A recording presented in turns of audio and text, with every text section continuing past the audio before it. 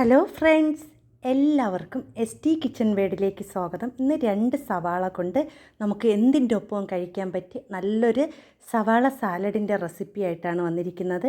അപ്പോൾ വീഡിയോ എല്ലാവരും ഒന്ന് ഫുള്ള് കണ്ട് സപ്പോർട്ട് ചെയ്യുക. ഇതുവരെ എന്നെ സപ്പോർട്ട് ചെയ്ത എൻ്റെ എല്ലാ കൂട്ടുകാർക്കും ഒരുപാട് നന്ദിയുണ്ട്. ഇനിയും സപ്പോർട്ട് ചെയ്യണേ.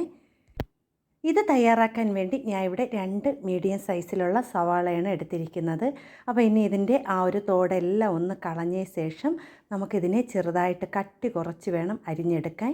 അപ്പോൾ ഞാൻ ഇവിടെ സവാളയുടെ തോടെല്ലാം ഒന്ന് കളഞ്ഞെടുത്തിട്ടുണ്ട്. ഇനി ഒന്ന് കട്ടി കുറച്ച് ഒരേ അളവിലൊന്ന് അരിഞ്ഞെടുക്കാം. അപ്പോൾ നിങ്ങൾക്ക് ഇത് നിങ്ങളുടെ എളുപ്പത്തിൽ എങ്ങനെയാണോ അരിയുന്നത് അതനുസരിച്ച് അരിയാം കേട്ടോ. അപ്പോൾ ഞാൻ ഇവിടെ സവാള ഇതുപോലെ ഒന്ന് അരിഞ്ഞെടുക്കുകയാണ്. അപ്പോൾ നിങ്ങൾ ഈ വീഡിയോ കണ്ടുകൊണ്ടിരിക്കുമ്പോൾ ഒരു ലൈക്കെങ്കിലും ചെയ്ത് വീഡിയോ കാണണേ. ലൈക്ക് ചെയ്ത് എല്ലാവരും ഒന്ന് വീഡിയോ കാണണേ. അപ്പോൾ നല്ല കട്ടി കുറച്ചാണ് ഞാൻ ഇവിടെ സവാള അരിഞ്ഞെടുക്കുന്നത്. അപ്പോൾ ഞാൻ ഇവിടെ സവാള എല്ലാം നല്ലതുപോലെ കട്ടി കുറച്ച് അരിഞ്ഞെടുത്തിട്ടുണ്ട്. ഇതെല്ലാം ഒരേ അളവിൽ തന്നെയാണ് ഞാൻ അരിഞ്ഞെടുത്തിരിക്കുന്നത്. അധികം കട്ടിയൊന്നും ആയിട്ടില്ല.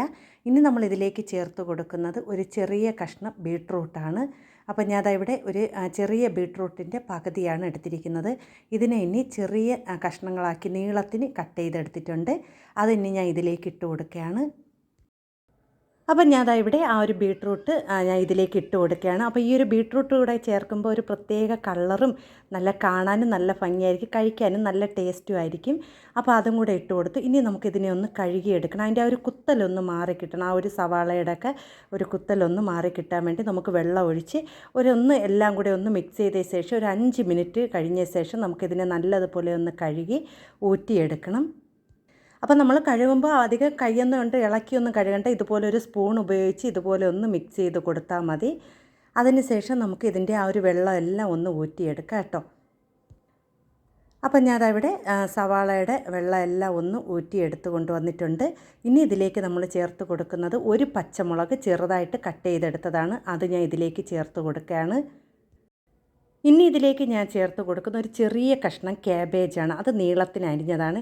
ഇവിടെ നമുക്ക് കാബേജ് ചേർക്കുന്ന ഇഷ്ടമുള്ളതുകൊണ്ടാണ്. അത് വേണമെങ്കിൽ മാത്രം ചേർത്താൽ മതി, അത് ചേർത്തില്ലെങ്കിലും കുഴപ്പമില്ല. ഇനി ഇതിലേക്ക് ഒരു ചെറിയ മധുരത്തിന് നമുക്ക് 1 ടീസ്പൂൺ അളവിൽ പഞ്ചസാര ചേർത്ത് കൊടുക്കാം. അടുത്ത് നമ്മൾ ഇതിലേക്ക് ചേർത്ത് കൊടുക്കുന്നത് വിനാഗിരിയാണ്. അത് പുളിപ്പിനനുസരിച്ച് ചേർത്ത് കൊടുക്കാം. ഇനി നമ്മളിതിലേക്ക് ആവശ്യത്തിനുള്ള ഉപ്പും കൂടി ചേർത്ത് കൊടുക്കുക. ഉപ്പ് കൂടിപ്പോകാൻ പാടില്ല, അത് നോക്കി വേണം നമ്മൾ കുറച്ച് വീതം ചേർത്ത് കൊടുക്കാൻ. ഇനി ഇതെല്ലാം ഒന്ന് സ്പൂൺ കൊണ്ടൊന്ന് ഇളക്കിയ ശേഷം നമുക്ക് കൈ കൊണ്ടൊന്ന് അതിനെ മിക്സ് ചെയ്ത് കൊടുക്കണം. അപ്പം ഞാൻ ഇവിടെ എല്ലാം ഒന്ന് നല്ലതുപോലെ മിക്സ് ചെയ്തിട്ടുണ്ട്. ഇനി നമുക്കിതിലേക്ക് ഒരു കാര്യം കൂടി ചേർത്ത് കൊടുക്കണം.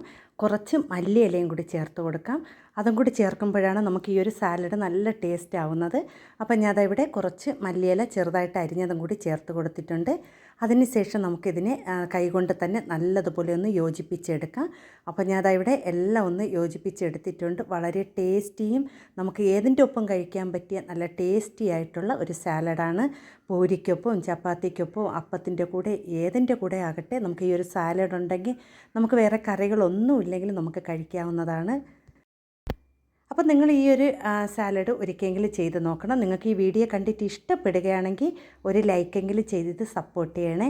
അപ്പോൾ എല്ലാവരും എൻ്റെ വീഡിയോ കുറേ സപ്പോർട്ട് ചെയ്തിട്ടുണ്ട്. അതിനെല്ലാം ഒരുപാട് നന്ദിയുണ്ട്. ഇനിയും എല്ലാവരും ഒന്ന് സപ്പോർട്ട് ചെയ്യുക. പുതിയ കൂട്ടുകാരാരെങ്കിലും എൻ്റെ വീഡിയോ കാണുന്നുണ്ടെങ്കിൽ ഒന്ന് സബ്സ്ക്രൈബും കൂടി ചെയ്ത് സപ്പോർട്ട് ചെയ്യണേ. അപ്പോൾ ഇതുപോലത്തെ കുഞ്ഞു റെസിപ്പികൾക്ക് എൻ്റെ ചാനലും കൂടി ഒന്ന് ഫോളോ ചെയ്യണേ.